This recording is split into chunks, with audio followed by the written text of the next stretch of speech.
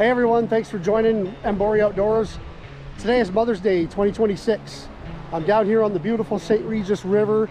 I had about an hour to fish and I wanted to practice some casting techniques. So it's a little windy, but not too bad. I had a little bit of luck, so stick around and check this out.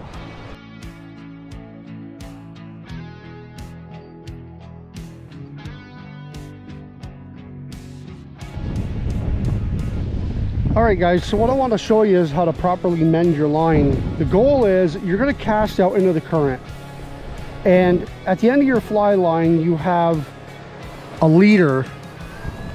Usually it's fluorocarbon, and then your flies are tied to that. So what you want to do is, if I can show you right here, you want your leader, I don't know if you can see it, but you want your leader, that clear part, you want that to head down current first, and then your fly line behind it so it floats naturally with the current. And when you cast out there, sometimes your fly line gets pulled down and you want to mend it. So mending it is you're taking it and you're flipping your fly line, which you can see mine is green. I use Cortland 444. I love the stuff. And you just want to get your fly and your leader going first, leading the way. You don't want your fly line with a big bow in it and then your fly behind it, because it's pulling it unnaturally down the current. So let's get this out there and I'll show you guys. So right now my fly line was leading the way, and I just flopped it back so my fly is first in the current, then the leader, and then my fly line, and it's drifting naturally down through there. I hope that explains it good for you guys. I'm going to take a minute to show you guys my setup. I have a Risen 9-foot 4-weight. This is the model M419. Beautiful cork on it. This was a pre-order. I'm not sure if the stock fly rod comes with that nice cork or not. I'm not sure, but the pre-orders all came with this. And then I have a Ross Colorado click and pawl reel. Beautiful reel. And I use Cortland 444 line exclusively. Love the stuff. And then for leaders, I pretty much just buy whatever's at Walmart. They're usually Cortland leaders. One thing I like about Cortland is made in the United States. So I've never had a problem with them. If I'm fishing a tournament or something like that, I might go with something more expensive like the Rio leaders. But for these purposes, just out having fun, I don't mind using the less expensive Walmart leaders. All right, so I'm going to try this cast. I've seen people do. Pull it up, kind of a figure 8, and then flop it out. Mend it. That didn't work too bad. A lot of current here.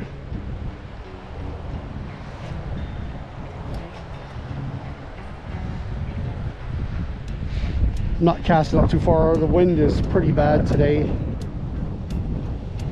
I'm just playing close to shore, right along the shoreline. It drops off. It gets pretty deep out in the middle. So yeah, that works pretty good.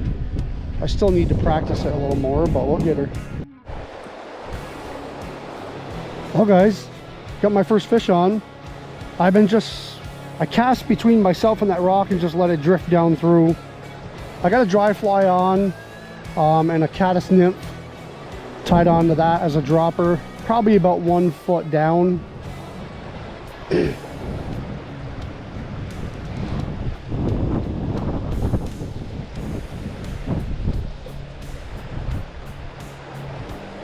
Let's see what it bit on.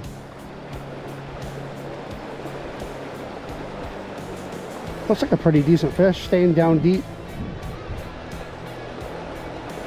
Yeah, it's a rainbow, probably a 10-inch rainbow like we were catching the other day. I love this new rod, boy. It's got a lot more feeling to it than 5-weight. Like I said earlier, this one's a 4-weight Risen rod, M419.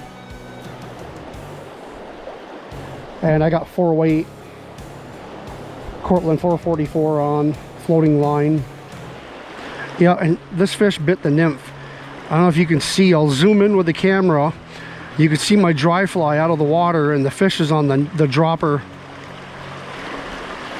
I'll get him in here, see what we got. Oh wow, that's a nice one. Beautiful fish. Oh, and my nymph popped out too as soon as I got it in the net. Perfect. We're gonna release them anyways, so.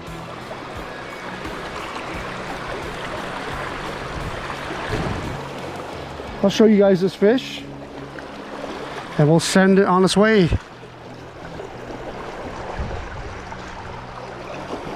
Oh, this fish is 11 inches. My net is 11 inches wide. That's how I measure my fish, just so you guys know. And beautiful looking rainbow. And she's off.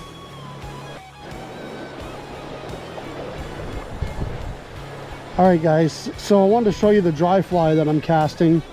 I'm not good at identifying the bugs yet. And you don't have to be, just have a good selection in your fly box.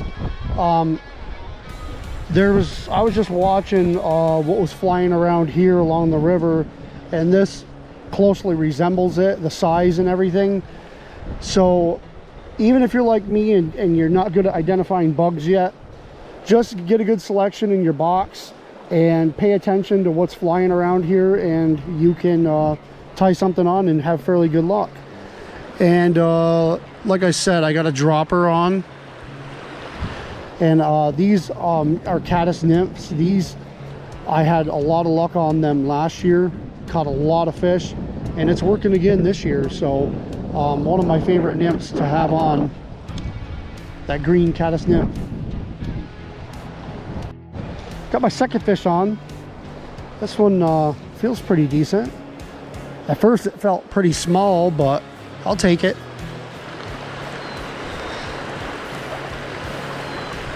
I wasn't really sure I had a fish on at first. But it grabbed it right over there and it swam right downriver, so it was hard to tell. Yeah, just a small fish. I don't even know what it is yet.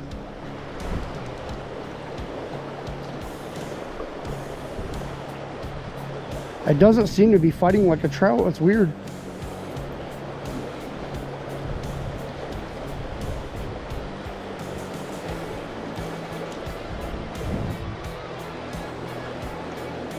What do we have on? I think we got a little... Oops. Oh yeah, it's just a tiny rainbow trout. Little guy. I knew it didn't feel that big.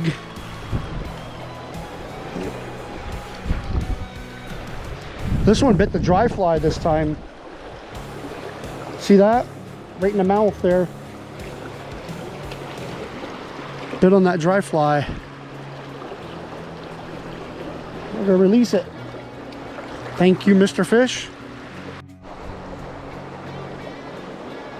Well, I wanted one last ditch effort.